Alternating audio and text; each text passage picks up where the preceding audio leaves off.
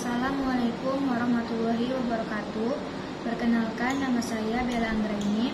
Saya berasal dari Prodi PGMI kelas A2 dengan NIM 23080312. Baiklah, pada video kali ini saya akan membahas beberapa pertanyaan yang terkait pada soal UTS pada mata kuliah Pendidikan Inklusi.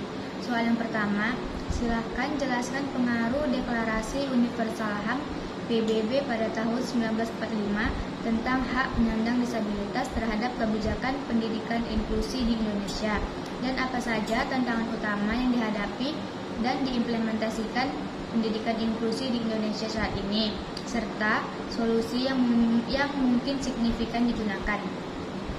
Yang pertama, adapun pengaruh Deklarasi Universal HAM PBB pada tahun 1948 tentang penyandang disabilitas, yaitu mendorong lahirnya kebijakan anti-diskriminasi di bidang pendidikan termasuk bagi penyandang disabilitas.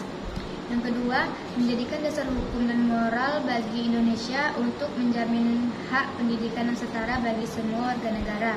Yang ketiga, mengubah cara pandang pemerintah bahwa penyandang disabilitas berhak bersekolah di sekolah umum atau inklusi, bukan hanya di sekolah luar biasa atau SLB. Yang keempat, memperkuat komitmen Indonesia terhadap pendidikan inklusif, adil, dan berkeadilan sosial sesuai standar internasional. Adapun tantangan utamanya, yang pertama, kurangnya guru terlatih, di mana masih banyak guru di sekolah reguler yang belum memiliki kompetensi dalam menghadapi siswa dengan kebutuhan khusus. Mereka masih sering tidak tahu bagaimana metode pembelajaran yang sesuai, apalagi dalam hal pendekatan individual mereka.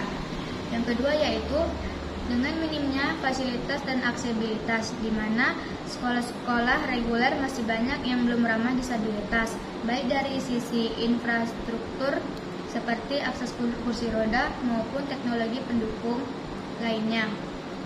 Yang ketiga, ada keterbatasan anggaran, di mana pemerintah daerah dan sekolah sering kekurangan dana untuk membiayai pelatihan guru, pembelian alat bantu, atau renovasi sekolah agar inklusif. Adapun solusi yang bisa diterapkan yaitu pertama, dengan adanya pelatihan guru secara masif dan struktur, di mana pemerintah perlu menyelenggarakan pelatihan rutin dan mendalam tentang pendidikan inklusi kepada semua guru, terutama di sekolah umum. Yang kedua yaitu dengan peningkatan dana dan alokasi anggaran khusus dana BOS dan APBD bisa dialokasikan lebih jelas untuk pengembangan pendidikan inklusi, misalnya untuk fasilitas, alat bantu, atau rekrutmen guru pendamping. Yang ketiga yaitu kolaborasi dengan komunitas disabilitas, di mana pelibatan organisasi penyandang disabilitas dalam perencanaan evaluasi pendidikan inklusi ini bisa memastikan bahwa kebijakan benar-benar sesuai dengan kebutuhan mereka. Pertanyaan yang kedua, jelaskan bagaimana konsep kesetaraan akses diimplementasikan dalam pendekatan inklusi dan berikan contoh konkret yang menggambarkan implementasi itu. Lalu, bagaimana pula peran kolaborasi antara guru, orang tua, siswa, serta lingkungan dalam mendukung keberhasilan pendidikan inklusi pada saat ini. Adapun implementasi akses dalam pendidikan inklusi yaitu kesetaraan akses, di mana semua siswa termasuk yang memiliki kebutuhan khusus atau disabilitas mendapatkan kesempatan fasilitas yang setara untuk belajar, berkembang, berpartisipasi dalam lingkungan sekolah yang sama dengan siswa umum pada lainnya.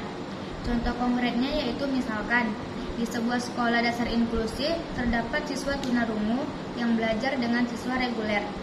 Di sini, guru bisa menggunakan bahasa isyarat, media visual, dan bekerja sama dengan guru pendamping agar siswa tersebut tetap bisa mengikuti pelajaran secara optimal.